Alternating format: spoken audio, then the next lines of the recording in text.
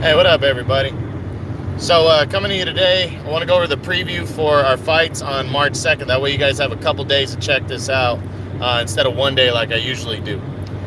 We got a couple good cards going on Saturday, March 2nd. I'm going to start off with the DAZN card, and there's about 3 fights worth watching on this card. It could be more. I haven't seen the whole card, but these are the ones that I do know that I have heard about.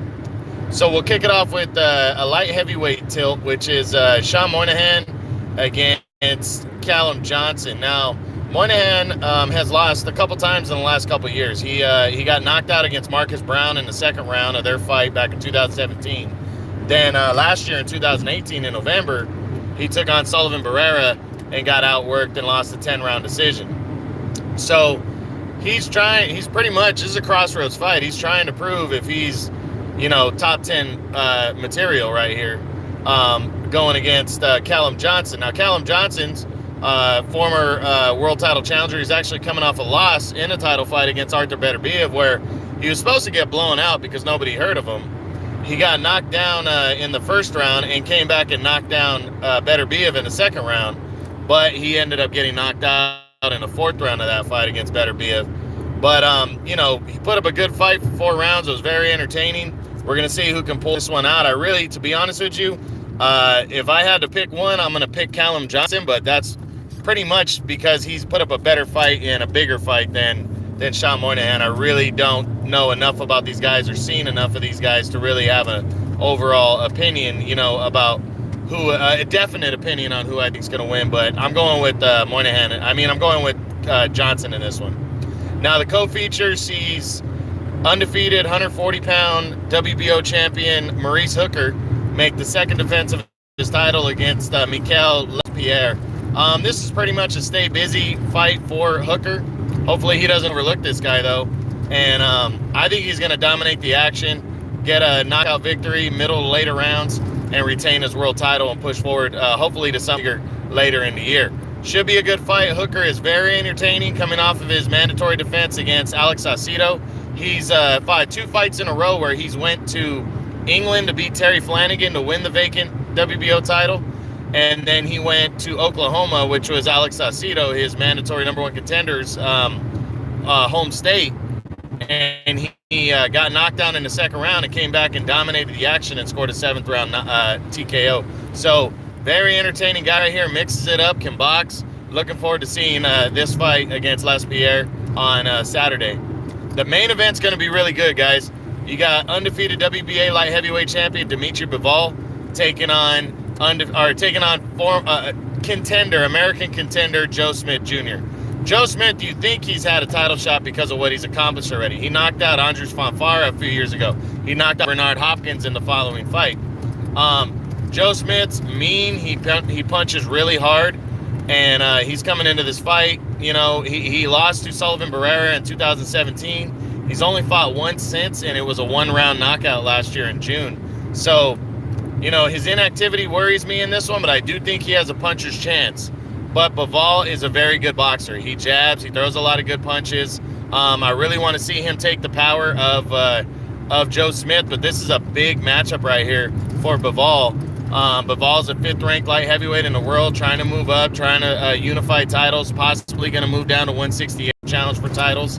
And then in Joe Smith's the number 10 light heavyweight in the world. So big-time action right here. Looking forward to seeing it. I'm going with Bivol by a unanimous decision, but I would not be surprised if Joe Smith pulled off the upset here. But I think Bivol's good enough. I think he's in his prime right now, and I think he's going to get the win. Okay, let's switch over to now the other card, which is the Fox PBC card.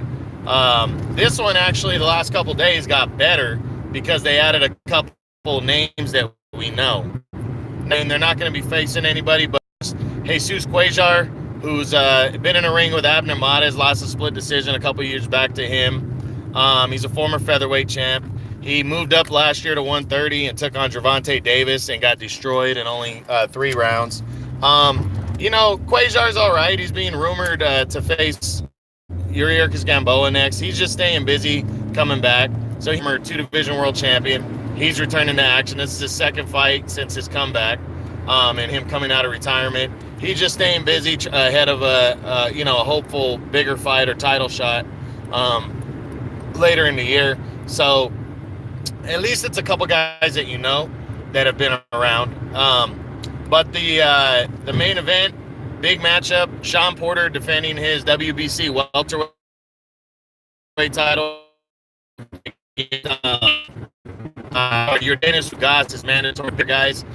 Porter has everything to gain. Ugas has everything to gain and nothing to lose. While Porter, he really can't afford a loss right here. He has everything waiting for him if he wins. He could face Danny Garcia in a rematch later in the year.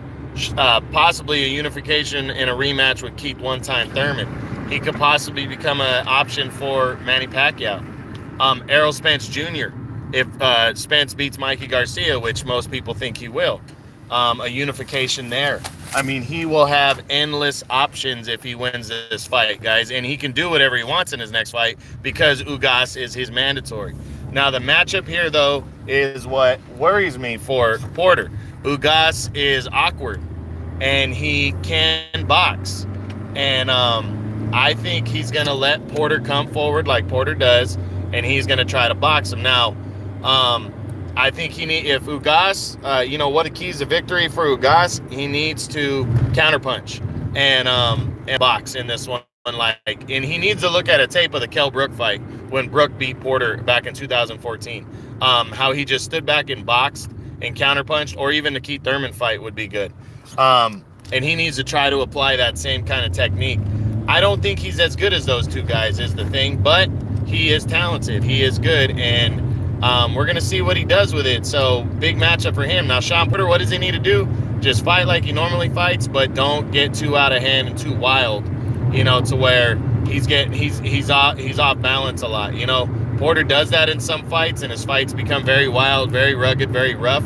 I don't mind them being rugged and rough as long as he's staying on point and landing his shots the way he knows how, like he did against Danny Garcia. So we're going to see very good matchup right here. It's going to be a lot better fight than people think. I'm going with Porter by a decision. I really wouldn't be surprised if this fight's close. And to tell you the truth, I hate saying it because I'm a big fan of Shawn Porter, but I would not be surprised if an upset occurred in this one. So we'll see what happens. That's Saturday, March 9th, guys. I hope you guys check it out. True Boxing out. You've been hit with the truth.